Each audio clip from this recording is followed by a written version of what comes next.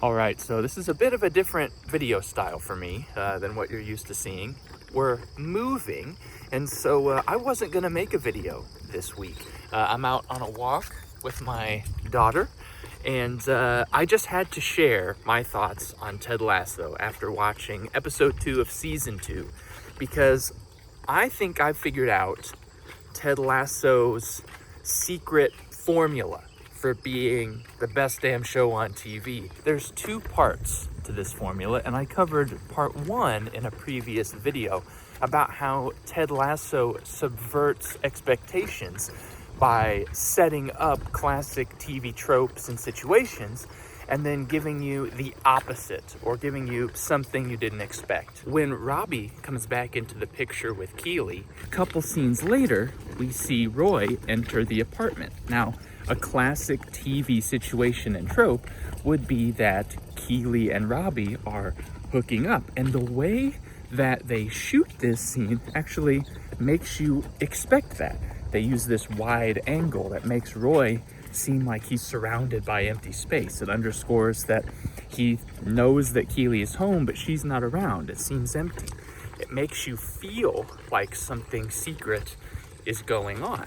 And if you've watched as much TV and movies as I have, you feel like you know what's about to happen, which then immediately sets your head spinning on things like, oh no, maybe season 2, since we're still early on, is gonna show some, conflict in Keeley and Roy's relationship. I mean, there's gotta be drama of some kind, right? It's a TV show. So your head's just spinning, expecting all these things. And then you see something completely unexpected is actually happening. And by the end of the episode, instead of a wedge being driven between Keeley and Roy, they're actually brought closer than ever. And the whole episode is filled with stuff like that, with the therapist and with that footballer who got angry that Robbie was gonna come onto the team. It's absolutely brilliant writing, and it makes me belly laugh my ass off. But here's the thing that shot me out of bed this morning at 5 a.m. and compelled me to make this video. Ted Lasso plays relational soccer. The football. Ted is the Robbie Hart of relational connection.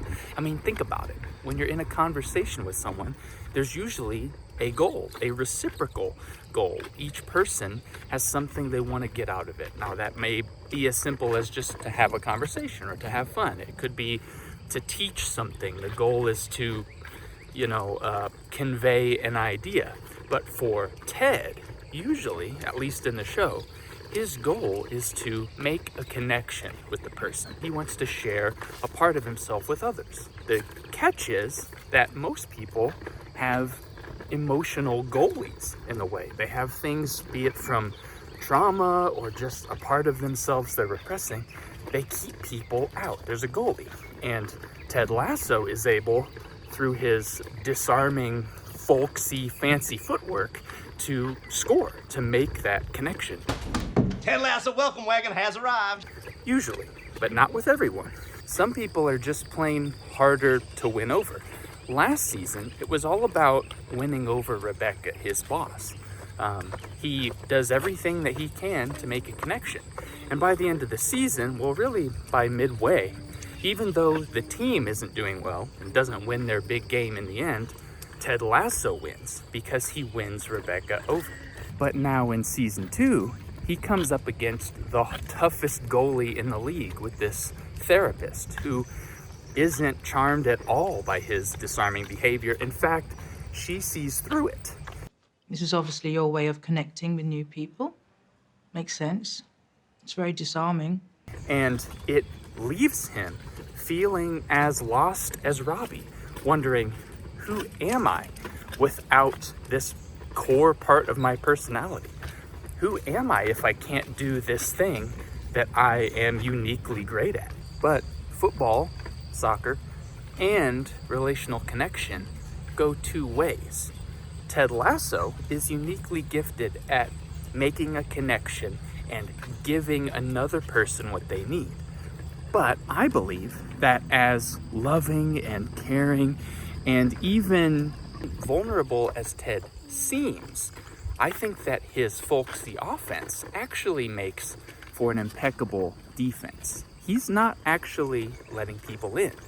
Ted Lasso's secret is that he actually feels lost and afraid, and he's afraid to admit it. And that's why the therapist character actually makes for the perfect antagonist for the season, because she is going to get him to admit and reveal this stuff to himself. And as the team perhaps starts making some headway and scoring some goals, Ted Lasso is actually going to have to get worse before he can get better. Because unlike in football, in life, letting people in is how you win.